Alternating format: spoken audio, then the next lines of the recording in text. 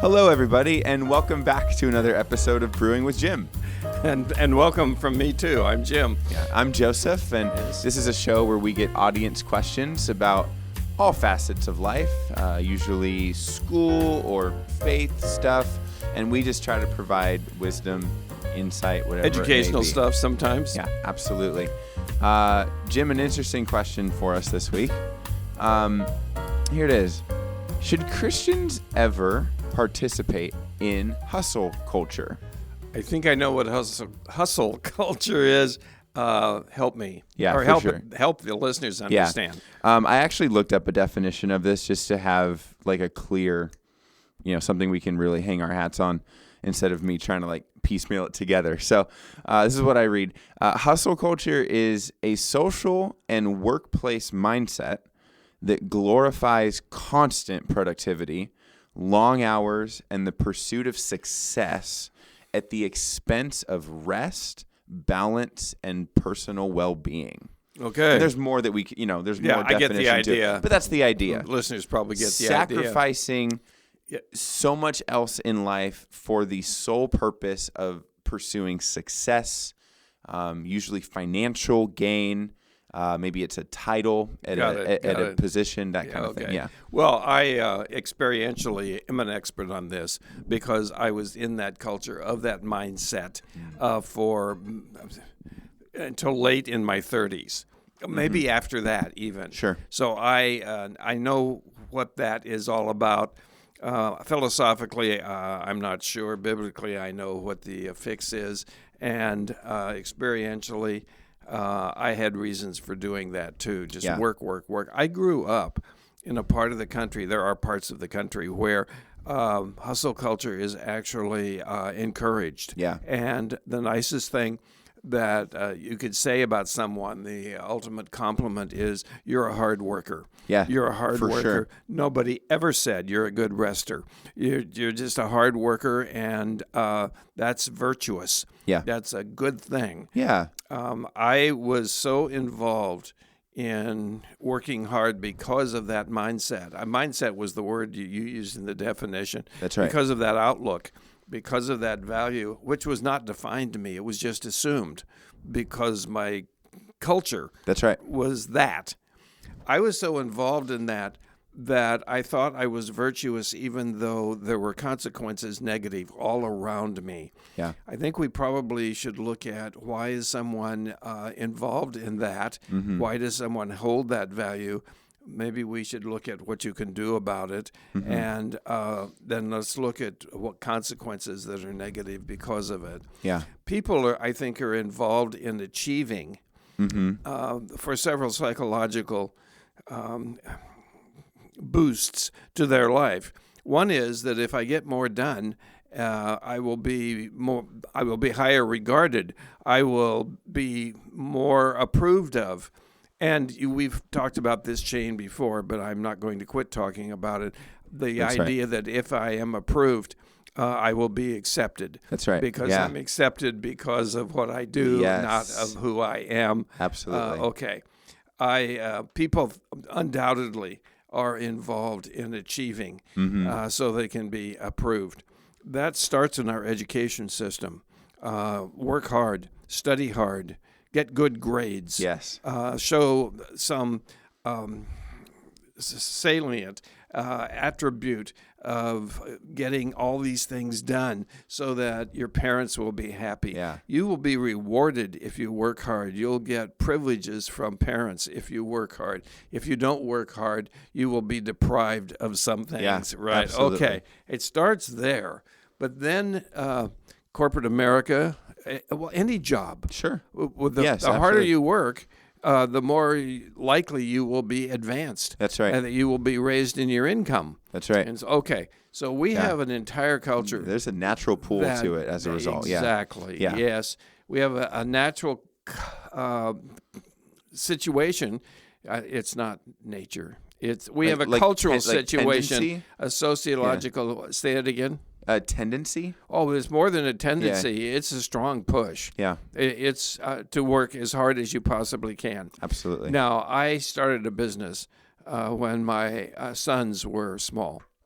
And of course, you have to give your everything to the business. Yeah. And I did. At one point in my life, for illustrations, even though it's somewhat embarrassing, I went for 3 years without a day off. 3 years without a day off. And I spent so much time providing for my family, I had no time to spend with my family. Yeah. And I still regret that. If I allow my mind to go back to that time and my little boys were not with me and I wasn't, now I did some things with them. Of course. No, you weren't absent from their lives. But I was not in their lives the way I believe I should have been in their lives. I worked and worked and worked. That business I had for 9 years. It provided for our family. Success is measured by numbers, but we had sufficient income from the business. Okay. When I was in college, in the universities, work as hard as you can to get good grades. You have to work to get good grades. When I was at Texas Tech University, I had a job working in a restaurant, and I spent hours and hours. I had at least 40 hours a week while I was taking 12 units. Yeah. I was taking 15 or 16 units, and I thought, this is ridiculous. I can't do that. Yeah. I don't have enough time to do all the studying and the homework. So I made a rule for myself. I'm not going to take more than 12 units, and I'm not going to take any classes on Saturday. And I stuck by that. It was a feeble attempt to try to slow down a little bit. I was missing the principle. The principle, of course, is take a day of rest every week. Yeah. And I ignored that. Yeah. I was raised in a Christian home. Take a day off every week, by the way, is from the Bible. Yeah, that's the third commandment. It is. And it's right up there. As you like to say, I was just going to quote you. It's right up there with "You shall not murder." Yes, it is. Yeah, it is. It's above that one. It made the cut, to say the least. Yeah. If the commandments in order are, if that's a priority, and I can argue a case that it is, then it's right up there. Yeah. But while I had memorized the 10 Commandments required by my Sunday school, I did not understand them. Yes. I didn't understand honor your father and mother, which really means, in essence, take care of them when they're old. That's right. Okay. Yeah. And I certainly didn't understand take a day off or keep the Sabbath holy, which means the same thing, take a day off. That's right. Where do we get that? Well, we get that from God rested on the seventh day of creation. Yeah. Was God tired? No, he's indefatigable, but triple word score. Even God didn't participate in hustle culture. Yeah. God in his infinite energy. Why did he put that in his word for us to read and to know? Yeah. It's a prelude to take a day off. Yes. Now, I thought when I was younger that keeping the Sabbath holy meant that you had to sit in a boring church service from morning to night. Sure. And the whole thing was repulsive to me. Yeah. I didn't want to do that. That's not what that means. That's right. Yeah. And thank you to Paul, who was writing to Colossae, that we don't really have to pick a day. Yeah. We have to have one day a week, and it can be any day. We have that freedom. Yeah. I think I left a topic dangling back before I started to talk about all this. If I remember it, I'll go back and pick it up. But nevertheless, there came a time in my life, kids were older, and I was exhausted. But it's an honorable exhaustion. Yeah. It's an appropriate fatigue. That's a medical term. It's appropriate fatigue when you're working that hard, and it's not to be chagrined. It's to be looked at with as a virtue. Yeah. Okay. I decided that I think I have this wrong, that this isn't quite right. Yeah. And I decided I'm going to try it. Just take a day off. And I'm working 2 jobs. I'm pastoring in a church. I'm, raising 2 kids. Raising no, actually, Debbie was raising the kids because I was too busy doing. Oh my goodness! And she too had a job. Yeah. And so, okay, I decided I'm going to check this out. Yeah. I started, and I took a day off, and that has changed my life. Yeah. And it not only was maybe God knew what he was talking about when he said that we should do that. Yeah. And now I have done it ever since. Yeah. Absolutely. So there's I love it. The hustle culture in. Well, I want you to talk. Of course. No. Yeah. I'll summarize, or you can. Yeah. Go ahead. My thinking on this is it comes down to a couple of I'm finding myself landing on a couple of different words that start with the word I, or the letter I, just coincidentally. The first word that came to my mind was identity. Yes. That's good. Hustle culture, and then this is another word, and identity and the word influencer are going to go together. Okay. All right. When I picture hustle culture, when I just draw an image of it in my mind, I am genuinely just picturing actual like people on social media that make hustle culture their identity.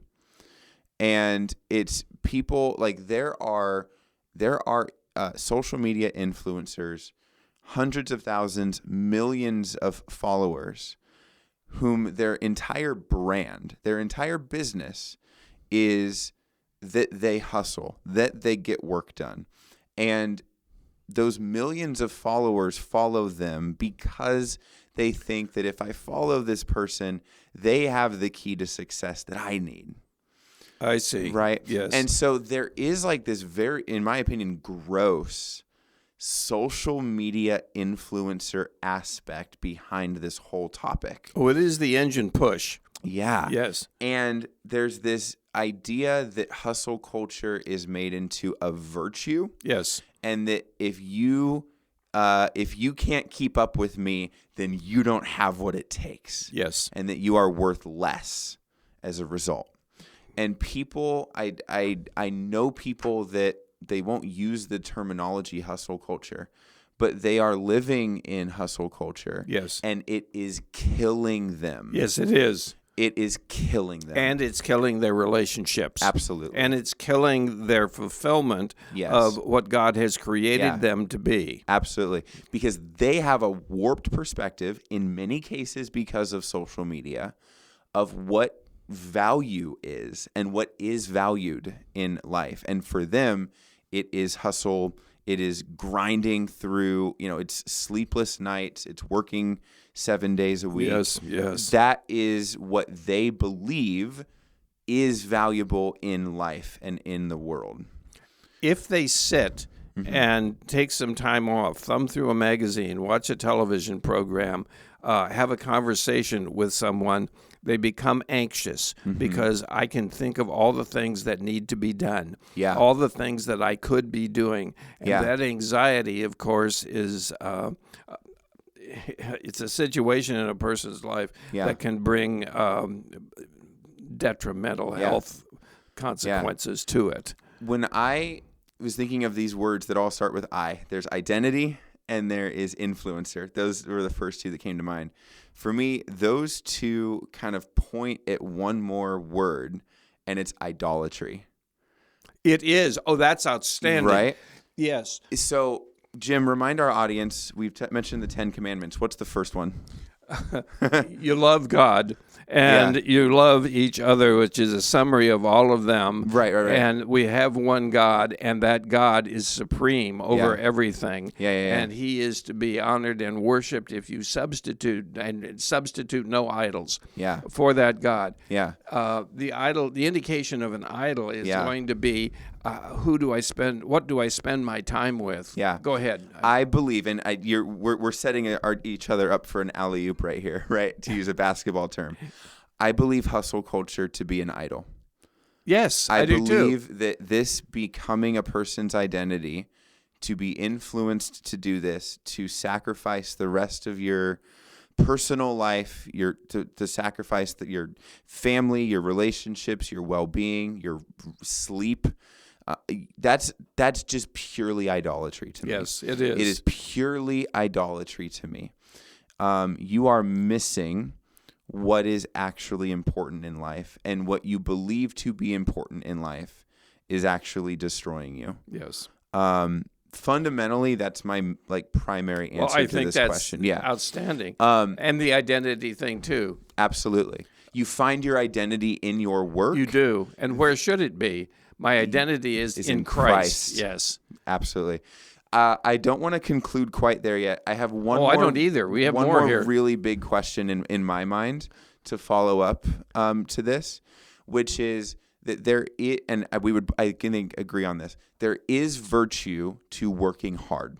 We agree. There is a genuine need, and I think a responsibility, even on the part of Christians who should be resting, to be working hard and to put forth effort and to provide for your family and to be a good, earnest, hard worker. Yes, we do agree. Where is the line? The line, go ahead. I don't know. The I'm line asking you. is God's suggestion, commandment, Yeah. that we take one day off. Now, I am so convinced that this is the virtue, not the hard work, that I tell my students. Yeah. I will not ever have anything due or any tests, quizzes on a Monday or the day we get back from a break, because Friday, Saturdays, weekends are for rest and for family and for friends. Yeah. And when I announce that in front of parents, like back to school night,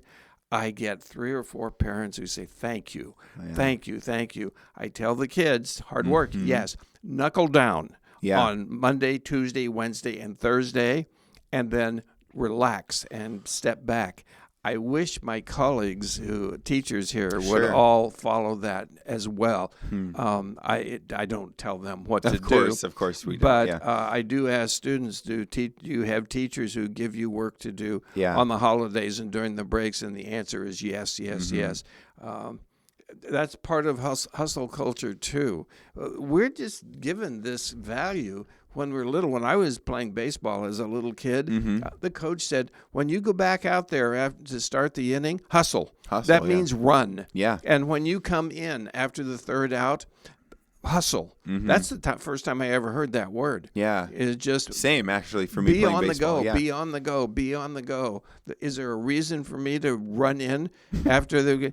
Not really that I can think of. I'm playing third base and the dugout is right there. I'm the catcher. And what do I have to do? I could crawl and I'm still going to beat the right fielder. Yes, you know? That's true. I don't know. Help me think what can we say to help the readers give this a shot. Yeah. Try it. That's a fantastic point. To me, just do it. To me, identity is essential. You've got to. I don't think you're going to get this right. I don't think you're going to get work-life balance in life right, apart from God, which is maybe that I'm potentially over spiritualizing that, but I do believe that. An identity in Christ sort of sets everything else right in life. Just like I would argue your relationship isn't really quite where it should be unless it's in Christ, or your education isn't until Christ, right? I don't think your work-life balance is going to be set properly until your identity is in Christ. Won't. And unfortunately, there are life situations where, how do I take a day off? I'm a widow with 3 young children. Yeah. Now, you're telling me take a day off? How does that work? And widows have come to me and said that. And I don't know the answer to that, except taking a day off doesn't mean being a sluggard and do nothing all day long. I think you can prepare the meals, and it's a state of mind. that I Yeah. am going to rest. I am not going to be pushed by my to-do list. Yeah. I am going to do what I have to do. If I have 3 small kids, they have to be fed. They have to be clothed and bathed and put to bed and so forth. Absolutely. But the mindset is that I am not going to wait till they go to bed so I can do 15 other things on my to-do list. That's right, yeah. It's okay. Give yourself permission to sit down and do nothing. Yeah. And then are you giving your psychic permission? No, probably you'll just have anxiety sitting there thinking about, but try it. Yeah. And push the anxiety at that point is an enemy. Yeah. It's a natural reaction. is. I didn't It mean is. to say It that. But well, I did mean to say it, but I want to let people know that I'm not talking about it's That's right. it's horrible in your life to be anxious, but the anxiety, other than clinical general anxiety disorder, the anxiety will dispel and dilute and probably resolve and go away if this becomes a lifestyle. Now, I have been with people who are so serious, they're legalistic about taking the day off. They prepare the meals the day before their day off. They do not wash the dishes on their day off. Yeah. I think that is going through the actions without having the attitude to do what is right there. Okay. Yeah. I think just in conclusion, for me, it always comes back to identity. That's the foundation of everything else working in life. I would recommend to any listener on really any topic that social media influencers are not generally going to be good people to model your life after. And I would say we got to avoid idolatry. Again, I guess that just comes back to identity. Work hard and then rest hard. That's true. Yeah. This week in our faculty meeting, several people spoke about various topics, and one had a handout, and I read the handout, and the handout was about grades. Yeah. And grades, high grades, getting good grades are idolatry. Yeah. And they are a mean, hard God I read to that follow. too. You read that? Yeah. I thought that was outstanding. Brilliant. I pulled a highlighter out of my desk and highlighted that. Yeah. And, well, of course, I thought it was wonderful because I preach it too. It becomes the priority, and it becomes the God who runs your life. Yeah. We've already tried to conclude this, and we're over 20 minutes in, and I just had another thing. Great. I just remembered for some reason just now that our audience is probably mostly students. I think so. They're not necessarily in the workforce. They are in school. Yes. That can be its own hustle culture. Oh, of course. And I just wanted to name that. I know students, literally, I'm thinking of individual students right now, whose identity is their grades. Well, yes. And we've talked about that before, and I would like to talk Yeah. about it again, but not now. Not now. Another episode we will. I would just say to them, if they're listening, everything we've said today applies to you and your homework and your grades. Yes, it does. Your identity is not found in your grades. Your identity is found in Christ. If you have thoughts about that, students, and you had questions about that, contact us. Absolutely. Yeah. Come find us. Yeah. brewingwithjim@gmail.com. Yeah. We'll talk about the email as well. Let's jump to the second segment. Ready to go. Ready. Jim, the second segment, of course, is always a question you don't know ahead of time, and it's something a bit more off the cuff and off topic. My question for you today is this. What have you found over the course of your life to be maybe a common misconception that people have about you? That is, they get to know you, they go, oh, okay. Oh, the most common misconception is that I'm intelligent. What a misunderstanding that is. People tell me, because I suppose I articulate well, my vocabulary is okay. Didn't we say indefatigable? Yeah, people think I'm smart. Yeah. And I don't. They get to know you. Now, and- I will tell you that smart people know they're smart. Sure. And for a smart person to say, "Oh, I don't know," that's just phony and that's fake. But there are some people who are not smart who think they're smart. And that's the misconception is that I'm an intellectual. Well, yes, I am an intellectual. I read books. Yeah. But that I have a mind that works faster than the other guy on the bus. Right. And I have more knowledge than I have. Yeah. That conception, part of that's true, but the misconception is that that's who I am. Yeah. That and that's not all who I am. I'm a husband. I'm a father. I make lots of mistakes, but that's because I do a lot. Yeah. You strike out more times if you're up to bat more times. Yeah, that's true. That's just the way it is. Absolutely. Other misconception, I'm not sure. It's a hard question. It's difficult because I don't know what you're asking me. What's in somebody else's mind? Exactly. Yeah. And I don't know what's in their mind. There are people. One misconception people have because I look old. Yeah. I feel like I'm 23 on the inside, but I look old. The misconception is that I'm feeble, or that I should be home riding the recliner for the rest of my days. Sure. Or that I can't do anything with technology. Old people can't work computers, for example. Sure. That's just crazy. Yeah. That's nuts. Somebody at the grocery store the other day, I had a couple of bags of stuff. Would you like for me to carry that out for you? I get lost. What are you talking?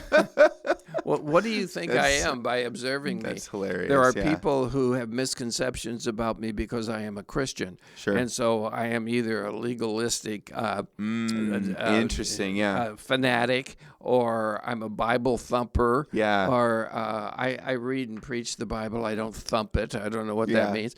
And so that we all have, there are people who have ideas about what a Christian is, who a Christian is. And that's not us. Wow. And just because Christians are as different as any other group of people, varied personalities, varied talents, varied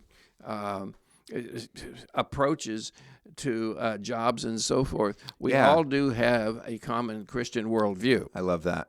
Okay. Yeah. That's a fantastic answer. Thank you for that. Let's wrap this thing up. As always, and you mentioned this a few minutes ago, but we have an email address that is set up for our audience. If they want to reach out to us, it's brewingwithjim@gmail.com. If you've got any questions that you want us to answer on an episode of the show, if you just want to reach out, tell us about yourself or where you're listening from or how you heard about the show, please do that. We would love to hear from you. Again, that's brewingwithjim@gmail.com. Good. And with that, thank you for another episode, another week, and we'll see you back next week. All right. Take care, everybody.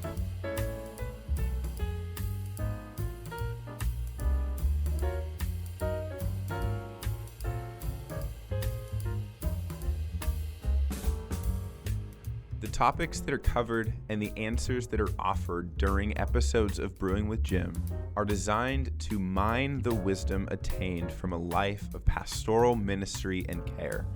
They do not constitute professional or clinical training or expertise in the areas of counseling or mental health. CVCS and its podcast network want to provide a platform for the discipleship of our community. Brewing with Jim is our attempt to foster that environment in a format that is accessible for everyone to participate in. The views, thoughts, and opinions expressed during the show are the speaker's own, and they may or may not represent the views, thoughts, or opinions of Capistrano Valley Christian Schools or its faculty. The material and information presented here is for general information purposes only. This episode has been a production of the Capistrano Valley Christian Schools Podcast Network. Capistrano Valley Christian Schools is a Christian JK through 12 school in San Juan Capistrano, California. Be sure to check out, subscribe to, and leave a review of this show and the other shows on our network on your podcast player of choice. Doing so supports the school community in a multitude of ways. For more information about the CVCS Podcast Network or any of our other shows, check out cvcs.org or email podcasts@cvcs.org. On behalf of the whole network, this is Mr. Jasper saying thank you again for listening and stay tuned for more.